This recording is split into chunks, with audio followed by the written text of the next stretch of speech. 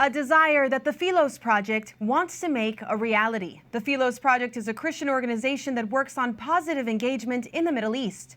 Luke Moon, the deputy director of the Philos Project, is here now to tell us more about the families that they want to help. Luke, it's great to have you here. We just reminded everyone of the story of these 21 martyrs. What was it like for your team meeting their families? Oh, it was incredible. I mean, the families went, the members of our team got to go to the church where these families were worshiping, where they were meeting. And it was like, they were so happy that we had come to see them. And little did they know how excited we were to meet them.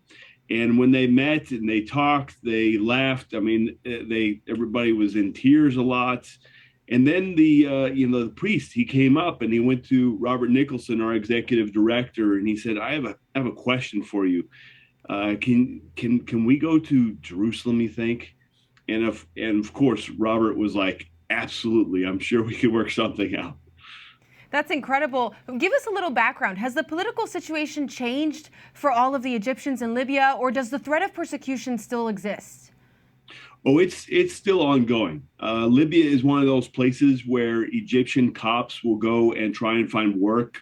There's high unemployment among the Coptic community in Egypt, and so they go elsewhere, try and find work, and are often victims of persecution like they are in a lot of places. But the population of Egyptian Copts has dropped from almost 300,000 down to about 40,000 in Libya. And I think a lot of it has to do with just the difficult situation that the Egyptians are under. And also, random kidnappings do happen and people just kind of disappear. And so it creates a real fear among the Copts. And so they choose to go elsewhere.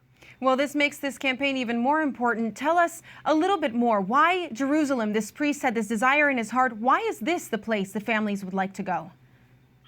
Well, I think that, if you're a Christian, you want to go to the place where Jesus was crucified and was buried. I mean, how powerful it is to stand on those places where Jesus taught and walked, and there's nothing quite like the holy city of Jerusalem.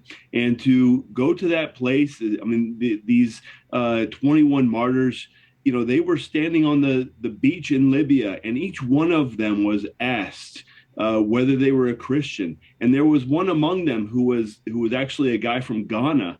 And when they got to him, he said, yeah, I am too. I'm a Christian as well. And it was their testimony that at that moment brought that man to faith.